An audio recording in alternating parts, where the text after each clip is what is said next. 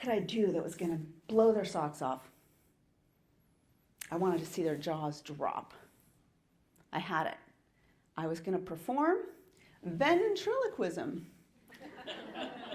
Be different, right? I'd never done it before, but that wasn't going to stop me. I ran home. I found Samantha at the back of my closet. She was my Cabbage Patch doll. I grabbed her by the hand, and I took her in front of that bathroom mirror for hours. We perfected a performance we could be proud of.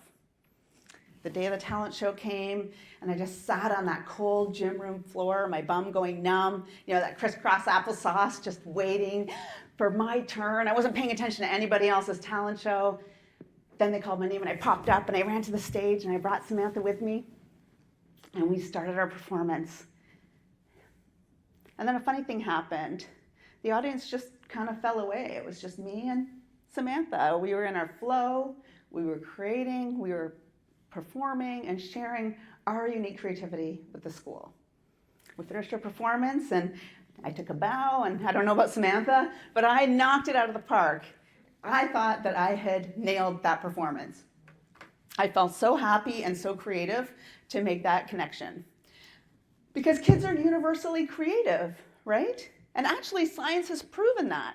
Dr. George Land is a researcher, and his team was hired by NASA because they wanted to know who's creative. So, in his landmark study, he built this creative test for NASA, and then they had a neat idea. Why don't we give this test to kindergartners?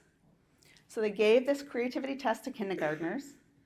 98% of kindergartners scored as creative genius. 98%.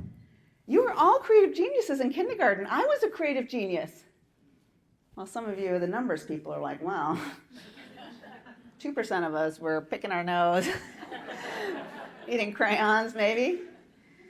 But the problem with creativity is that we think it has to be something artistic, something epic. So many people will say, I'm not creative. Well, I can't draw, I can't paint, but I'm creative at work. I can create benefits programs, or I can find new ways to stretch a budget. So I think creativity as a word is just too small. So researchers have differentiated it into different styles. So broadly, there's big C creativity or large C creativity.